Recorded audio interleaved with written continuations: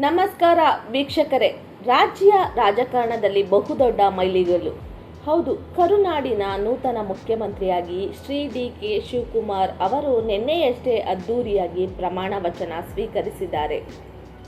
ಬಂಡೆ ಎಂದೇ ಹೆಸರಾಗಿದ್ದ ಡಿ.ಕೆ.ಶಿ ಈಗ ರಾಜ್ಯದ ಚುಕ್ಕಾಣಿ ಹಿಡಿದಿದ್ದಾರೆ.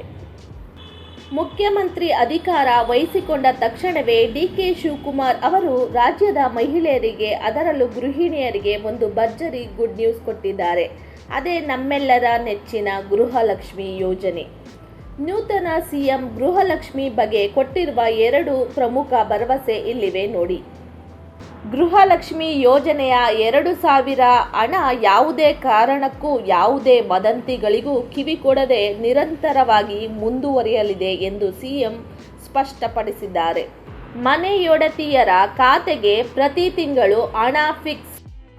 ಸರ್ವರ್ ಪ್ರಾಬ್ಲಮ್, ಆಧಾರ್ ಲಿಂಕ್ ಅಥವಾ KYC ಸಮಸ್ಯೆಗಳಿಂದ ಯಾರಿಗೆಲ್ಲ ಕಳೆದ ತಿಂಗಳು ಹಣ ಬಂದಿಲ್ಲವೋ ಅಂಥವರ ಬ್ಯಾಂಕ್ ಖಾತೆಗಳಿಗೆ ಆದಷ್ಟು ಬೇಗ ಪೆಂಡಿಂಗ್ ಹಣ ಜಮಾ ಮಾಡಲು ಅಧಿಕಾರಿಗಳಿಗೆ ಖಡಕ್ ಸೂಚನೆ ನೀಡಿದ್ದಾರೆ.